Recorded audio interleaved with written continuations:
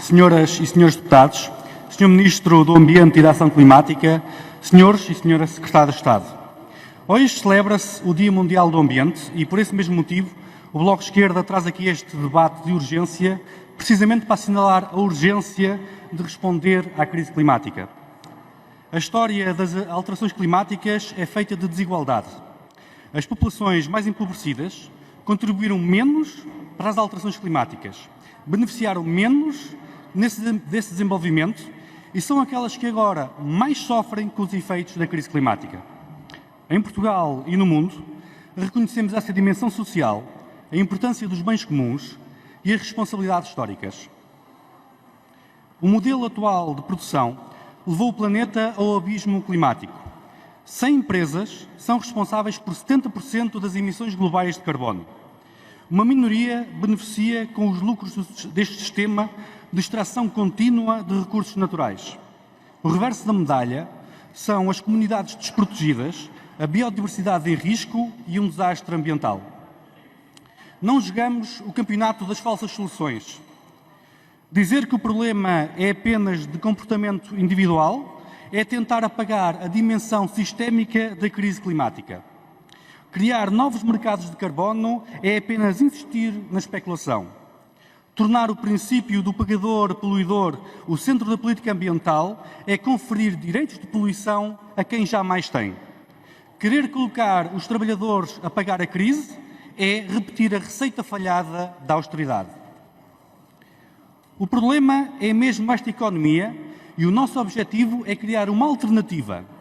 O caminho para a neutralidade carbónica não é socialmente neutro e nós escolhemos uma sociedade mais solidária e igualitária. Conhecemos também as lições da crise financeira de 2008. A austeridade aprofundou a própria crise, as desigualdades e a pobreza. Atravessamos agora um momento difícil da nossa vida coletiva. A pandemia Covid-19 reclamou várias vidas e provocou uma crise social e económica.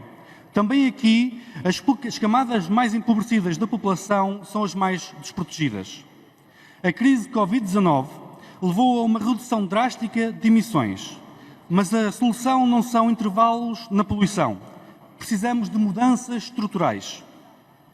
A resposta à crise Covid-19 deve responder igualmente à crise climática.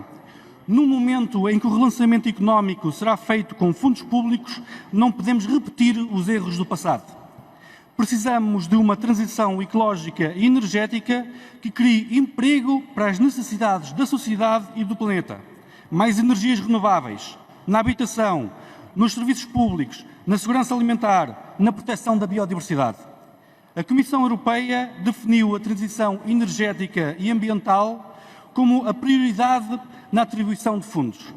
É para responder como podem e devem ser utilizados estes dinheiros que estamos a iniciar este debate. Há, em Portugal, quem morre de frio no inverno. 23% da população não tem capacidade de aquecer a sua casa. Comecemos por aqui o investimento público na transição para as energias renováveis. A transição não pode estar subordinada aos lucros da EDP e da Galp que criam a exclusão social. É necessário a recuperação de um setor energético público para as renováveis. E precisamos garantir os empregos de todas as áreas que se tornem obsoletas, como as centrais de carvão.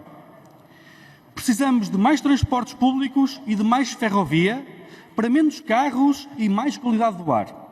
Precisamos de circuitos curtos de consumo e produção sustentável com menos resíduos. A transição deve significar igualmente que deixamos no solo as reservas inexploradas de gás e petróleo. Para além de reduzir as emissões, é necessário proteger os sumidores naturais de carbono. A nossa floresta não pode continuar o monocultivo do eucalipto. A defesa do território e das populações implica um território adaptado e protegido dos efeitos de fenómenos climáticos extremos como os incêndios.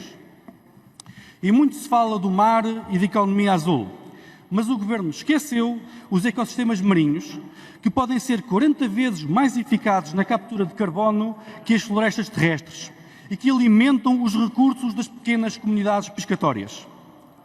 O Bloco de Esquerda contribui para as soluções. Apresentamos hoje a nossa Lei de Bases do Clima, que prevê que a maior parte do corte de emissões se dê já até 2030 e que seja possível antecipar a data para a neutralidade carbónica. Nesta lei, incluímos as políticas centrais para alcançar esses objetivos. Há quem diga que este não é o momento para ter preocupações ambientais. Engana-se. Estará a construir novamente um castelo de cartas à espera do vendaval da próxima crise. A resposta à crise provocada pela pandemia tem que responder também à crise climática. A alternativa é criar emprego que responda às necessidades sociais e à crise climática.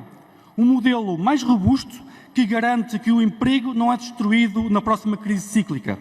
Emprego para sair da crise, para garantir direitos sociais e para salvar o planeta. Concluo dizendo que o mercado criou o problema e não o resolverá. E é por isso que precisamos de mudar o sistema para não mudar o clima. Muito obrigado.